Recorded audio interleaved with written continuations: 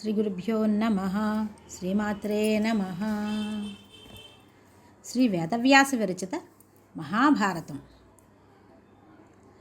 నారాయణం నమస్కృత్య నరం చైవ నరోత్తమం దేవీం సరస్వతీం వ్యాసం తతో జయముదీరయేత్.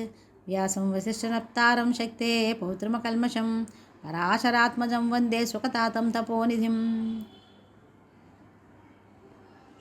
ఓం నమో భగవతే వాసుదేవాయ. అరణ్యపర్వం.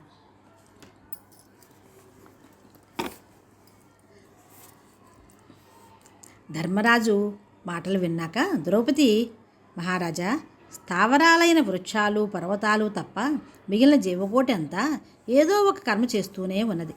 ఆవుదూడలు పాలు త్రాగి చల్లని నీడలో విశ్రాంతి పొందుతున్నాయి. అదే రీతిగా జీవులన్నీ తమ తమ కర్మలను ఆచరిస్తూ ఆనందంగా జీవిస్తున్నాయి. మానవుడు మంచి కర్మ చేసి ఇహపరాలలో సుఖశాంతులను కోరుతున్నాడు. జల ప్రాంతాలలో చేపల కోసం నిలబడే కొంగల వలె ప్రాణులన్నీ ఏదో ఒక వృత్తిని ఆశ్రయించి జీవధారణ చేస్తున్నాయి. ధాత విధాత సృష్టిపాలన కార్యక్రమం నిర్వహిస్తున్నారు. ఏ పని చేయని జీవికి జీవిత లక్ష్యం సిద్ధించదు. ప్రారబ్ధాన్ని నమ్మి మన పనులు మానకూడదు. జీవితం కర్మాశ్రయంతోనే సాగుతుంది. మీరు కూడా కర్మకవచం ధరించి కృషి చేయాలే కానీ విచారంతో కూర్చోకూడదు. సత్కర్మలు ఆచరించేవారు 100కి 1 ఉంటారో లేదో తెలియదు. ధన సంపాదనకు, దాని రక్షణకు, అభివృద్ధికి తగిన కార్యాలు చేయకపోతే హిమవత్పర్వత సదృశ ధనరాశి కూడా లుప్తమైపోతుంది. సర్వప్రాణులు కర్మను విసర్జిస్తే ప్రళయమే ప్రాప్తిస్తుంది. కర్మఫలరహితమే అయిన నాడు ప్రజావృద్ధి లేదు. ఒక్కొక్కప్పుడు ప్రజలు వ్యర్థకర్మలు చేస్తారు. ఏమంటే ఏ పని లేకపోతే జీవితం గడవదు గనుక. కేవలం అదృష్టాన్ని విశ్వసించి జరిగినట్లే జరుగుతుందని, అనుకున్నవన్నీ అనుకున్నట్లే లభిస్తాయని, ఏ పని చేయకపోయినా ఫలం లభించకపోదని వాదించడం మూర్ఖత్వమే. పురుషార్థం గ్రహించి కర్మ చేసేవారే ప్రశంసనీయుడవుతాడు. అంతేగాని ప్రారబ్ధాన్ని నమ్మి ఏ పని చేయకుండా సోమరిగా నిద్రించేవాడు పచ్చికుండలోని నీరు వలె నిష్ప్రయోజకుడవుతాడు. అటువంటి వాని ఆయుర్దాయం కూడా అల్పమే. అకస్మాత్తుగా అప్రయత్నంగా ధనం లభిస్తే అది వాని అదృష్టమని లోకులు అంటారు, దేవయోగమని అంటారు.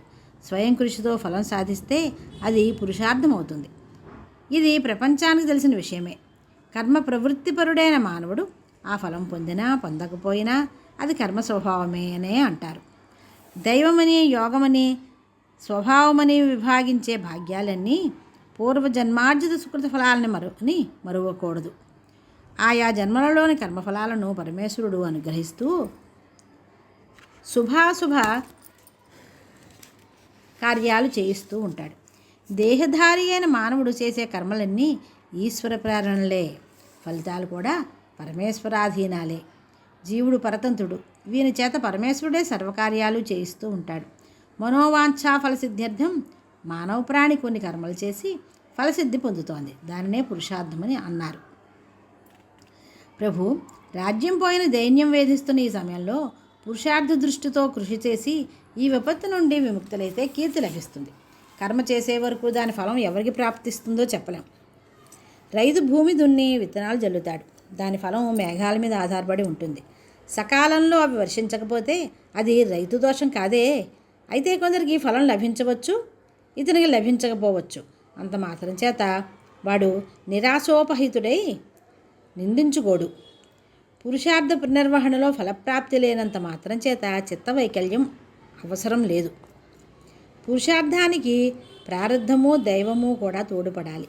మహారాజా, నా చిన్ననాడు మా ఇంటికి వచ్చిన ఒక విద్వాంసుడైన బ్రాహ్మణుడు మా తండ్రితో చెప్పిన విషయాలన్నీ నేను శ్రద్ధగా ఆలకించాను. ఆ మహాపురుషుడు బృహస్పతి ప్రోక్తమైన నీతిశాస్త్రం ఉపదేశించేటప్పుడు నా తండ్రి ఒడిలో కూర్చుని విన్న విషయాలే మీకు చెప్పాను అంది. భీముడు, మహారాజా, రాజ్య సాధనకు ఉత్తమ పురుషులు అవలంబించే దారి మీరు కూడా త్రొక్కండి. పురుషార్థాల చేత వంచింపబడి ఈ అరణ్యాలలో మనం చేయగలిగింది ఏమీ లేదు. దుర్యోధనుడు సౌమ్య స్వభావంతో కానీ బలపరాక్రమాలతో కానీ మన రాజ్యం సాధించలేదు. కపట ద్యోతంతో అపహరించాడు. చిన్న నక్కపిల్ల సింహం ఆహారాన్ని దొంగిలించినట్లుగా ఉంది దుర్యోధనుని వ్యవహారం. ధర్మకామాల అభివృద్ధికి అవశ్యమైన రాజ్యధనాలు కోల్పోయి లేసమాత్రమైనా ధర్మంతో విచారిస్తే ప్రయోజనం లేదు. గాంధీవం ధరించి సవ్యసాచి నిలబడి ఉండగా దేవేంద్రుడు కన్నెత్తి చూడలేడే. అటువంటిది మీ ప్రమత్తత వల్ల ఈ రాజ్యం పోయింది. గోవులను ఫలాలను ఎవరైనా హరించినా వికలాంగులు ఏమీ చేయలేనట్లే జూదంలో సర్వమూ మీరు ఓడిపోతున్నా మేము మౌనంగా ఉండిపోవాల్సి వచ్చింది. మీరు ధర్మతత్పరులు కనుక మీ వాంఛ నెరవేరింది. మీ శాసనాలను పాలించే మాకు దుఃఖమే ప్రాప్తమైంది. దుష్టులైన ధాతరాష్ట్రులను ఆనాడు సంహరించకపోవడం వల్ల నేటికి వారు మనకు కష్టాలు కల్పిస్తూనే ఉన్నారు. మృగాల వలె వనవాసం చేయవలసిన దౌర్బల్యం మనకు లేదే. ఈ వనవాస క్లేశాలను కృష్ణార్జునులు కానీ, నకుల సహదేవులు కానీ, అభిమన్యుడు కానీ, సృంజయ వీరులు కానీ, నేను కానీ ఆమోదించలేకపోతున్నాము. ధర్మ ప్రవచనాలతో వ్రతాలతో మీరు మాకు కష్టాలే కలిగిస్తున్నారు. వైరాగ్యంతో సాహస శూన్యత్వం మేము వరించిందో నపుంసకుల వలె వ్యర్థ జీవితం సాగించాలనుకుంటున్నారో తెలియడం లేదు. అసమర్థులు దుర్బలులు మాత్రమే తమ సంపదను సాధించడానికి ప్రయత్నించరు.